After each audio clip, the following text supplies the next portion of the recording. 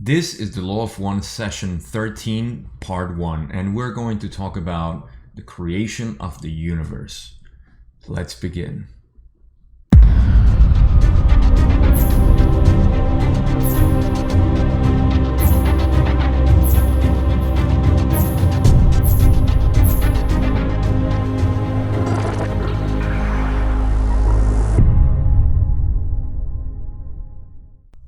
This is perhaps one of the most fascinating topics that I like to talk about in the Law of One. So you can see that I'm already excited and pumped to talk about this because it has to do with the physics and the creation of the universe from a metaphysical and physical standpoint.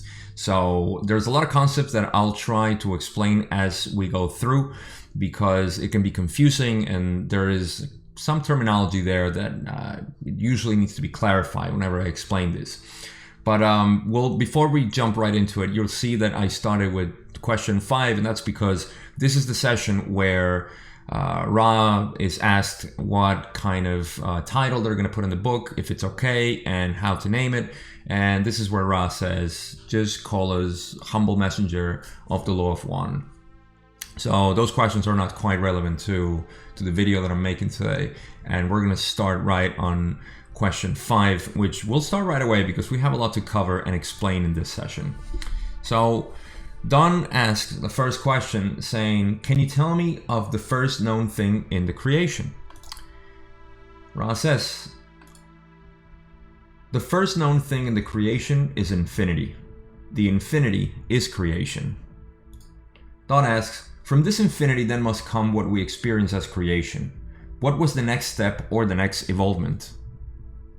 Infinity became aware. This was the next step. Okay, so pretty simple here, and this is the one thing I like to visualize to explain the creation itself. The first thing known is infinity. Now, infinity is nothing in the universe but everything that is around it. Now, imagine infinity as being everything without being materialized yet. And the next step, as Ra explained, is awareness, because infinity cannot create anything separate from itself unless it has awareness of itself. And now it can go into the next steps. That's going to make more sense. Don asks, after this, what came next? Awareness led to the focus of infinity into infinite energy. You have called this by various vibrational sound complexes, the most common to your ears being logos or love. The creator is the focusing of infinity as an aware or conscious principle called by us as closely as we can create understanding, learning, in your language, intelligent infinity. All right, so intelligent infinity now is the manifestation of infinity, say, into this universe to start creating anything and everything through the awareness of itself. So before there was just infinity, then infinity became aware, and through the awareness of infinity, then it was created intelligent infinity, which is what creates everything in the universe. And we're going to continue on the process here. Can you state the next step? The next step is still at this space-time nexus in your illusion, achieving its progression as you may see it in your illusion. The next step is an infinite reaction to the creative principle following the Law of One in one of its primal distortions, freedom of will. Thus many dimensions, infinite in number, are possible. The energy moves from the intelligent infinity due first to the outpouring of randomized creative force. This then creating patterns which in holographic style appear as the entire creation, no matter which direction or energy is explored. These patterns of energy begin then to regularize their own local, shall we say, rhythms and fields of energy, thus creating dimensions and universes. Okay, so now that infinity has created awareness, and from awareness created intelligent infinity, which is the manifestation of what it wants to create, then it goes into one of its primal distortions of infinity, which is free will. Now, this is a good place to kind of explain the idea of distortion. Distortion is used in the Law of One a lot and is referred, it's not a negative thing, it's actually referring to the distortion of the primal source of infinity. because anything that is not infinity is a distortion of it. So that's why in every single level of consciousness or density of consciousness, there are different types of distortions that are perceived, because this is an experience, and an experience has distortions of perception. So that's one great terminology that we need to clarify, just in general for even the rest of the sessions, because Ra does use distorted and distortion and all this distortion stuff a lot. But so what happens here is that intelligent infinity started creating patterns, and these patterns is what we know as sacred geometry, and also the different types of the platonic solids that started creating everything in the universe. When you see the universe from an energy standpoint, you see that everything is waves, vibrations, and patterns of movement. At the fundamental level in quantum physics, we have known that it's just the movement of geometrical patterns that exist within the quarks, the atoms, and so on and so forth. The creation of even the DNA, the RNA moves in different patterns, just as it creates different strands of DNA and the amino acids. I mean, everything is related to sacred geometry, and of course the movement and patterns of energy itself. So this is crucial to understand everything, because what we know as the physical matter is just a manifestation of everything else that has been created on top of that. But the blueprint of it is just this patterns and vibrations that exist. So that's exactly what Ra is talking about here, if I can interpret it well. And I'll give a big disclaimer at the end of the video. But the biggest thing is to know that this is the next part of creation, all right? And it has to do with just the patterns and the blueprint. Let's call it that way, the blueprint, which is phenomenal, and just lovely to just at least take a glimpse of what it may mean, for the creation itself of the universe. But let's go and continue with the next question that Don asked, and he said, then can you tell me how the galaxy and planetary systems were formed? And Ross says, you must imagine a great leap of thought in this query, for at the last query, the physical, as you call it, universes were not yet born. And just a quick example here. This is exactly what I was talking about.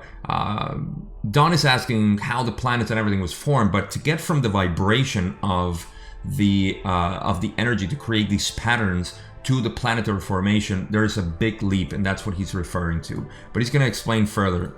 And here we go. Ra says, the energies moved in increasingly intelligent patterns until the individualization of various energies emanating from the creative principle of intelligent infinity became such as to be co-creators. Thus, the so-called physical matter began. The concept of light is instrumental in grasping this great leap of thought, as this vibrational distortion of infinity is the building block of that which is known as matter, the light being intelligent and full of energy, thus being the first distortion of intelligent infinity, which was called by the creative principle. Okay, Ra's going to continue, but big pause here.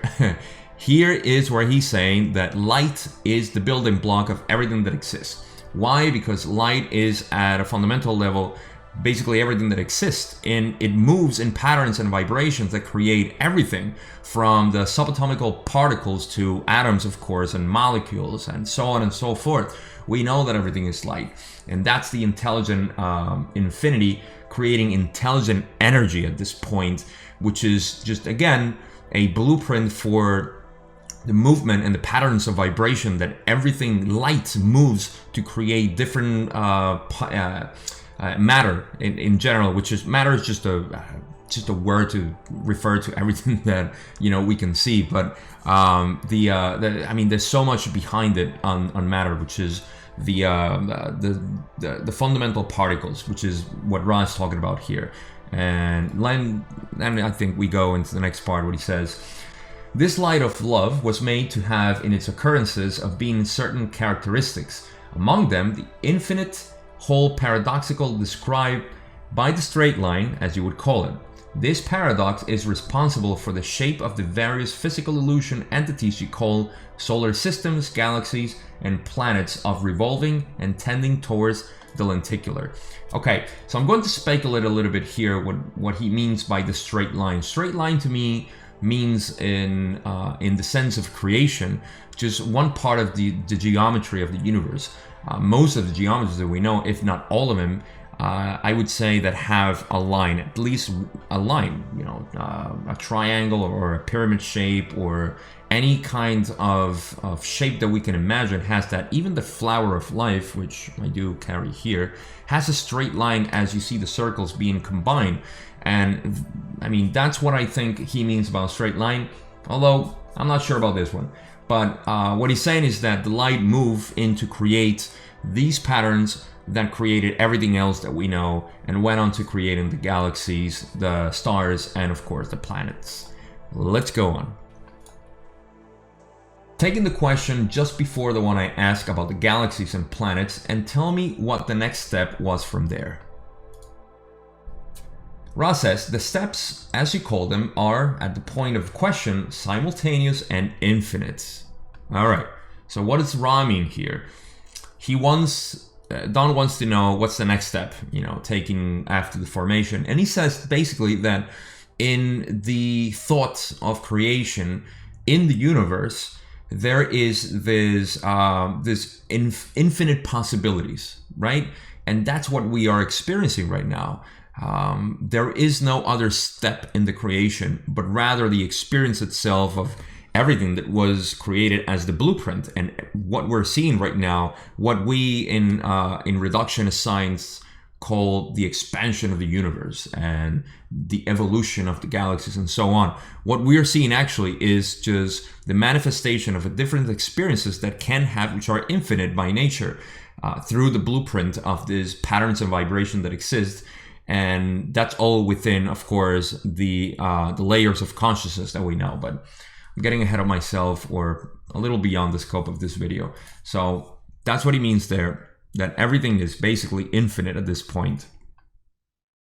Then Don asks, can you tell me how intelligent infinity became, shall we say, how intelligent infinity became individualized from itself? This is an appropriate question. The intelligent infinity discerned a concept. This concept was discerned due to the freedom of will of awareness. This concept was finity.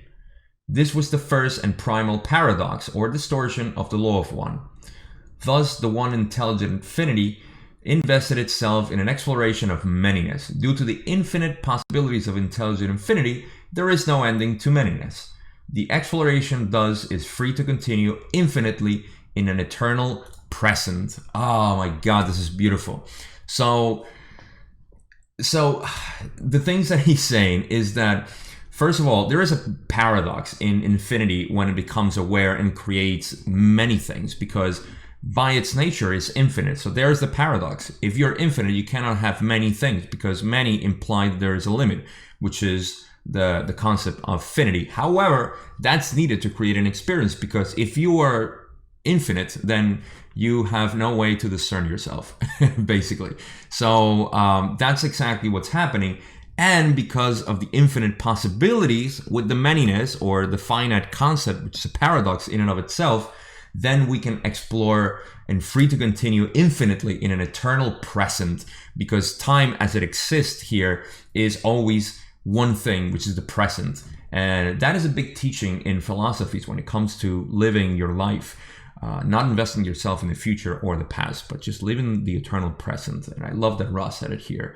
So again, just to recap the whole thing, we are part of an experience that was created by the universe, or by the creator in the universe, to have us experience everything. And I want to give you at this point, because maybe I'll forget as I go along on the final questions that we have. If you have problems trying to imagine how infinity exists and how it could create this universe, and how it's, you know, whether you call it God or source or the origin or whatever, it's the source of everything, right? If you have issues because it's so magnificent, because it's so big, I'm going to give you one exercise and you're going to be able to see through the eyes of the creator, through infinity and the concept of infinity. Just like the universe is created for infinite experiences, You have the same power. And not for nothing, we're called just holograms of God. We are fractals of God, or fractals of the Creator. Why? Because we possess imagination. And with imagination, I dare you say that there is a finite amount of things that you can imagine. I don't think that's possible. And that's because you carry that essence of the Creator in you, as we live in this third density consciousness being that has the possibility of imagining things, and it has a spirit. This is the first density within all the densities of consciousness where we acquire a spirit. And that spirit is the self-aware being having the thought of the Creator in and of itself right here. So just a beautiful thing to have. Think about your imagination is limitless. That's infinity. That's access to the Creator. And remember, you create your own reality through your thoughts and your emotions. But again, I'm getting away from the topic here. Let's go on. So Don says, was the galaxy that we are in created by the infinite intelligence, or was it created by a portion of the individualized infinite intelligence? And Ross says, the galaxy and all other things of material of which you are aware are products of individualized portions of intelligent infinity. As each exploration began, it, in turn, found its focus and became co-creator. Using intelligent infinity, each portion created an universe, and allowing the rhythms of free choice to flow, playing with the infinite spectrum of possibilities. Each individualized portion channeled the love light into what you might call intelligent energy, thus creating the so-called natural laws of any particular universe. All right. Ra throws a bunch of things that may be confusing because he's talking about the galaxy, right? And all things, basically, I mean, when he says universe, he's not talking about universes outside of what we know as the observable universe and everything that we're talking about right now. But universes are actually us. We are universes. The planet is a universe. Everything.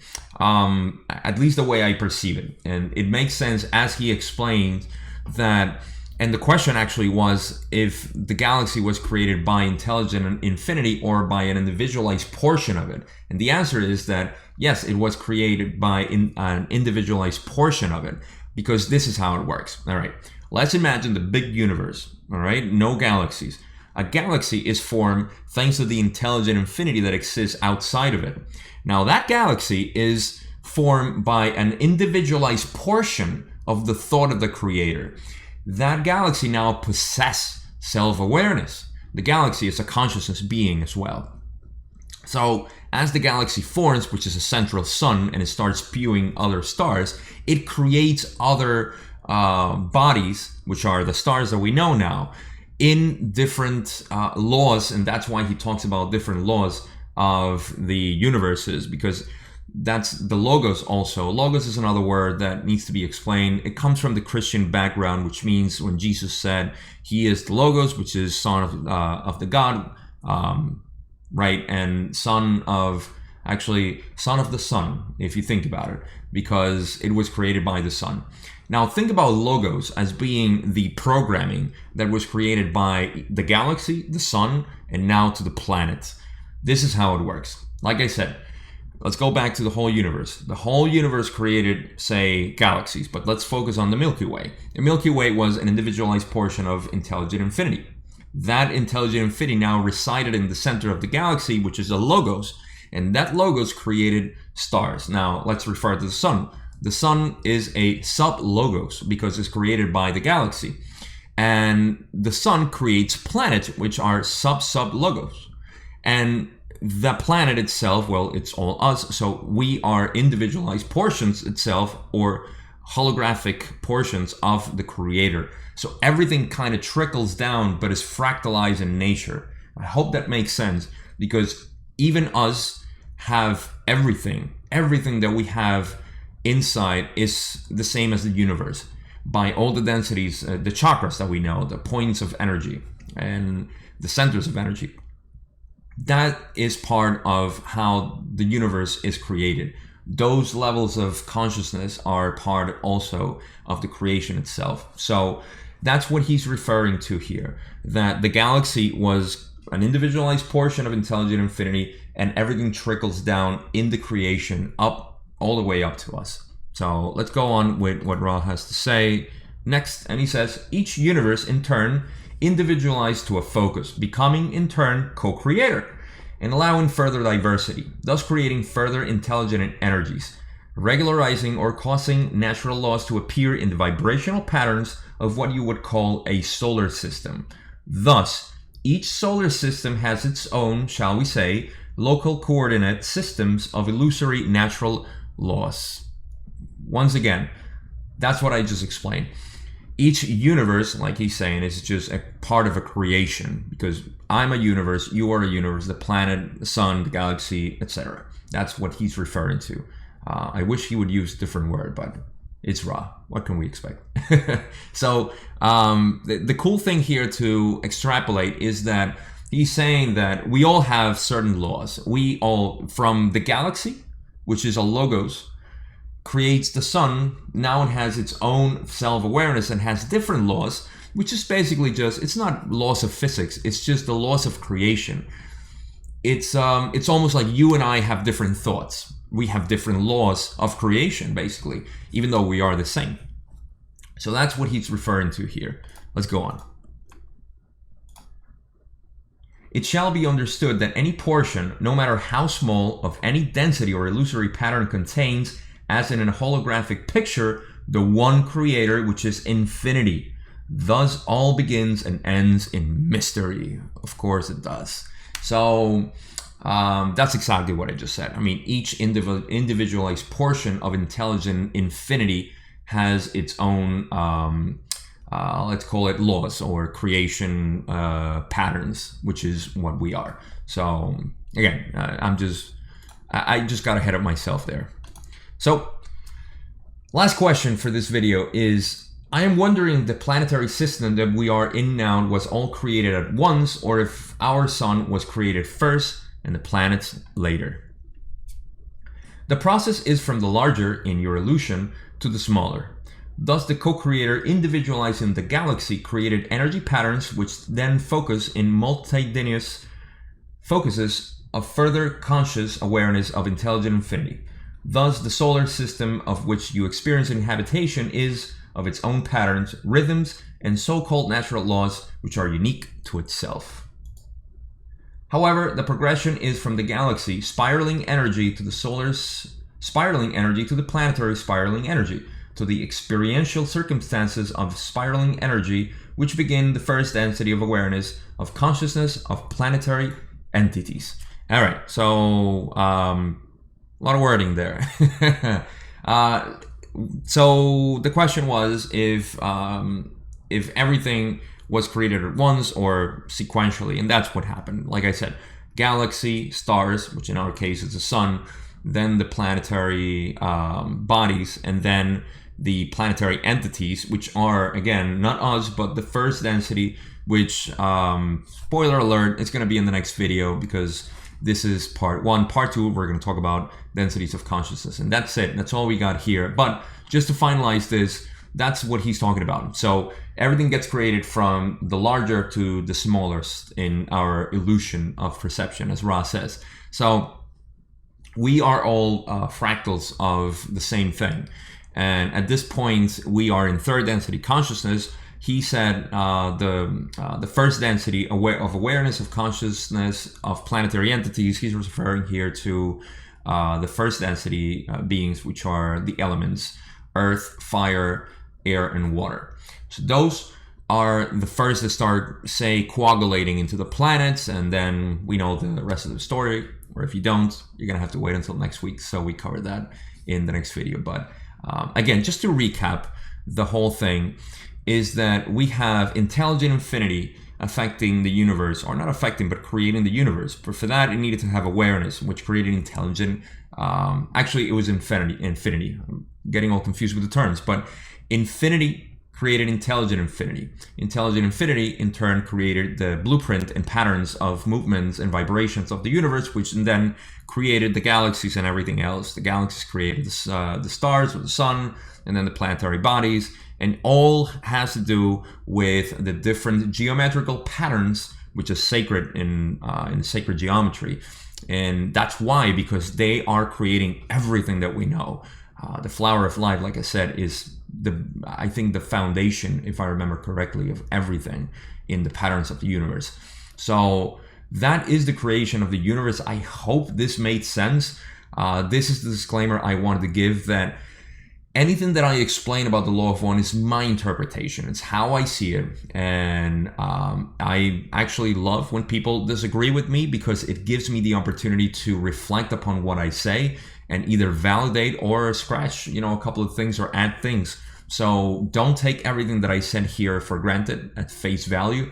Always question it, research it, read the material itself, and see if it makes better sense to you in other ways. But this is how I geek about this stuff, because to me it makes sense. In everything else that I have studied aside from the law of one, which is the physics of this reality through different people, it seems to make sense, and it seems to validate all these things. What's funny about all this, and there's a deeper science that I really can't get into because I'm not truly confident that I can talk about it, but I can just express it and philosophize about it.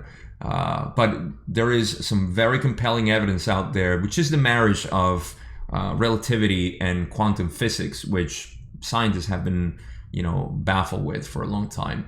But this creates a beautiful way to integrate those two things. So, all right, that's all I got. I hope you enjoyed this video as much as I did, because I really get pumped with this kind of information. So that's it. You know the story. You got the comments down there if you have any questions. The description has everything. Please like. If you haven't subscribed, do it, because it does reach my heart. I do check every time you guys subscribe.